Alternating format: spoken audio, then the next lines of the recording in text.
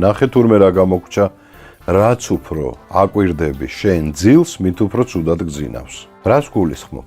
როდესაც ავიღებთ საათს, დავხედავთ, მერე დავწვევით, გადავტრიალდებით, გადმოვტრიალდებით, შევხედავთ ისევ საათს, ისევ გადავტრიალდებით, ვფიქრობთ, რომ 5 საათი დამრჩა მხოლოდ ძილის, ხვალ ადრე უნდა ავდგე, ნეტავი დამეძინოს, მით უფრო ცუდად გვეძინება.